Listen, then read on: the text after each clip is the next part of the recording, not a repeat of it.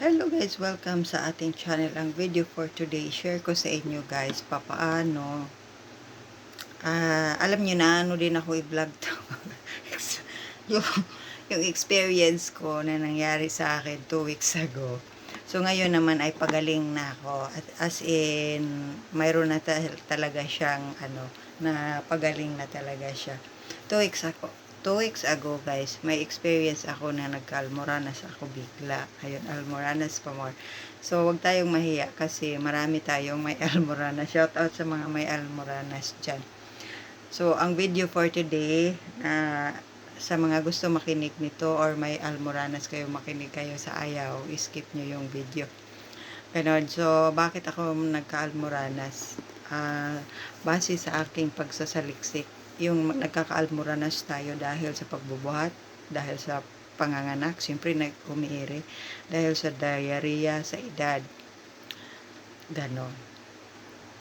So, ang nangyari sa akin, at saka sa stress, ang nangyari sa akin na 2 weeks ago ay lahat nandun na naghalo-halo siya. Tapos, alam niyo yung nagbuhat ako ng mabigat. Yung mayroon akong video dyan na nagbuhat ako ng, ng 6 na bote na alak. Sobrang bigat yun. Feeling ko talaga, nabibigatan talaga ako nun. Tapos, nagka-diarrhea ako bigla. Tapos, habang may diarrhea ako, nagbuhat kami ng amo ko, naglipat kami ng kapatid niya. So, nagbuhat kami ng gamit nila. So, ang nangyari niyan, tapos after ko magka-diarrhea nga, abay di, syempre tumigas na naman ang aking pops.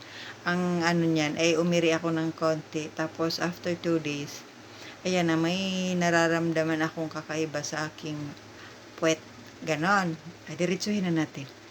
So, parang may makati at saka mahapdi. Yun ang nararamdaman ko. So, na-google ako guys, medyo na-stress na naman ako ng slight. Sabi ko sa kapatid ko, may almoranas yata ako eh. Sabi niya, mayroon din ako kasi yung kapatid ko kasi nanganak din kasi.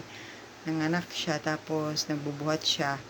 Kasi dati may tindahan nga siya. Mayroon daw din siya kaso yung kanya ay nasa loob. Ang almoranas pala ay sa loob at sa labas. Yung sa akin guys, may tumubo.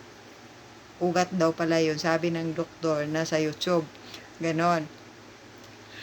Tapos yung akin guys, maliit lang naman siya. Ganon lang siya. May siya dyan, bumukol dyan. May nakakapa ako. Tapos,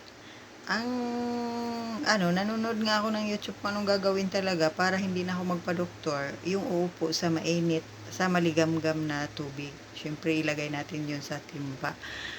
Yung kaya lang natin. Take note, wag mainit na tubig ang upuan nyo. Hindi na almoranas ang gagamutin ninyo. Paso na yung ang gagamutin sa inyo. Baka magkamali kayo. Kasi baka ibuhos nyo na lang. Upuan ninyo ay wala na paso ng niyan. Maligam-gam lang yung kaya. Mas maganda kung sa Pilipinas o kahit saan bang bansa kung mayroon kayong bayabas. Mas maganda siya. Tapos lagyan nyo ng asin. Yung akin, asin lang at saka maligam-gam na tubig. Within 15 minutes ako umupo doon sa palanggana. Tapos, alam niyo yun, ilang araw, parang ganun pa rin yung nararamdaman ko, wala siyang pagbabago. Ilang araw, mga 3 days lang, pero kailangan pala dapat magtsitsaga. Tapos, after 3 days, nakalabas kasi ako, bumili ako ng cream. Tinanong ko doon sa pharmacist na yung gamot sa hemorrhoid. Ganon. Tapos sabi niya, para kanino? Sabi ko, para sa akin. Siguro o baka may edad. Ganon. Hindi ko alam. Sabi niya, yun nga, tanong niya, para daw kanino. Sabi ko sa akin. Tapos ito yung binigay niya sa akin. Ito. Fakto. Mayroon pala siyang laman na ganito. Ito wag nang gamitin, Kasi pag nilalagay niyo dyan, siyempre, dito naman lalabas dyan. Hindi ko nga masyado intindi. Suppository to di lalabas pa din dyan. Di nagsasayang lang kayo nung cream. Mahal ang cream guys, 113 Hong Kong dollar. So, pag sa peso, nasa 800 plus. Ito yun. So, kung gagamit kayo ng ganito, kamayin nyo na lang. Di ba? Katawan nyo naman yun. Katawan naman natin yun. ba't kailangan ng ganito? Ay, para sa akin, useless ito So,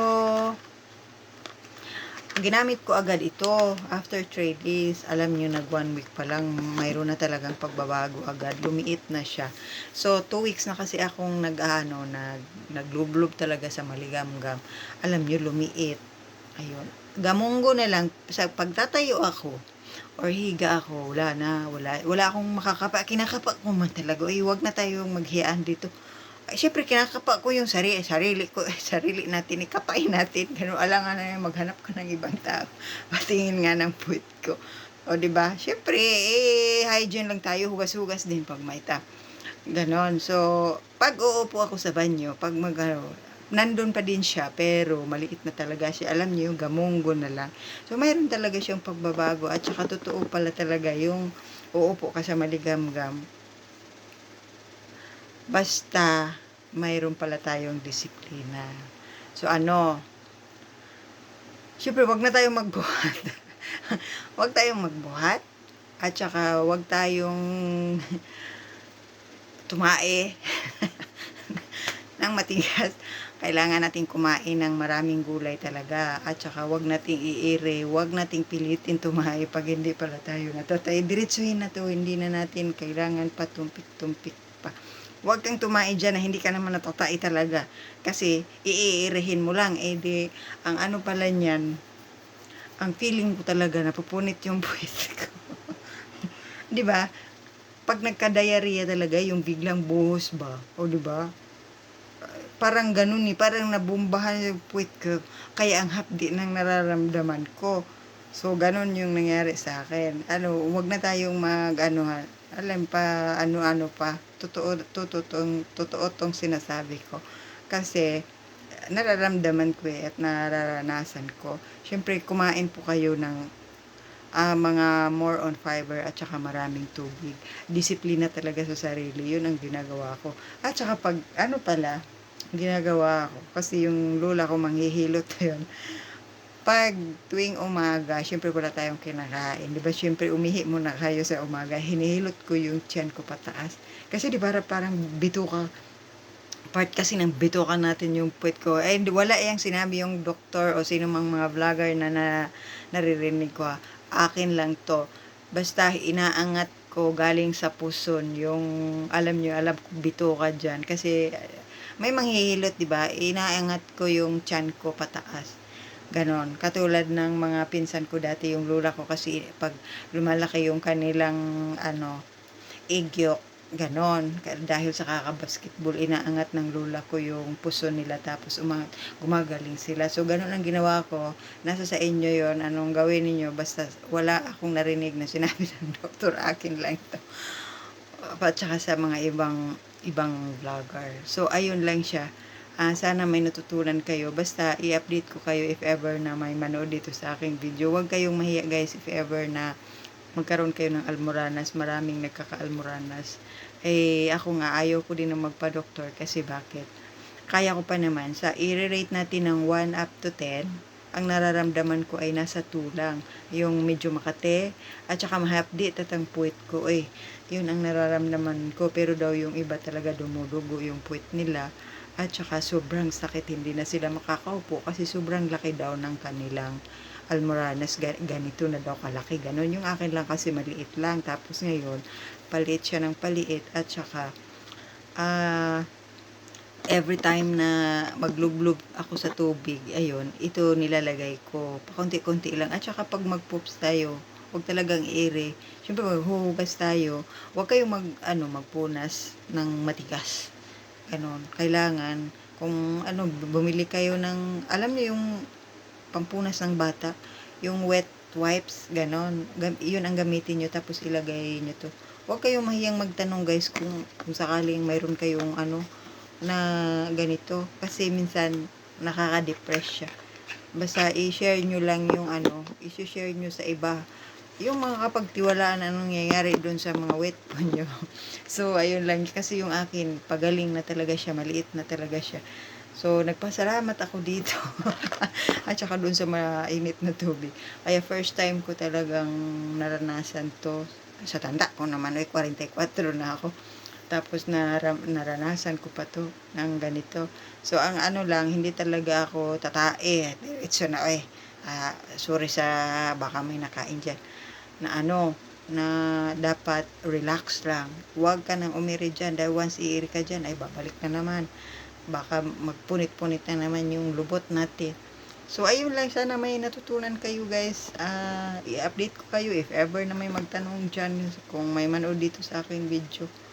Tanong lang kayo kasi baka tong video ko guys, hindi masyadong malinaw pero paano ako gumaling, pagaling pa lang talaga. Pero lumiit talaga sa totoo lang. Hindi ako nagbibiro. Hindi rin ako nahiya. Ba't ako, sa akin kasi hindi ako mahiya. Kasi hindi ko naman sinasadya to eh. Yung sakit kasi natin, hindi naman natin sinasadya. Mag-share tayo. Diba? Sharing. Sharing is caring. So, ganun lang siya guys. Basta tiyagain nyo umupo sa maligamgam na tubig. Kung magawa nyo 4 times a day, gawin nyo. Basta kung wala kayong trabaho ba. So, ayun lang. So, ang ano pala guys, mag-exercise kayo. Ganun. Lakad-lakad kayo. Tapos, huwag kayong umupo ng matagal. Huwag din kayo tumayo ng matagal. Ganun.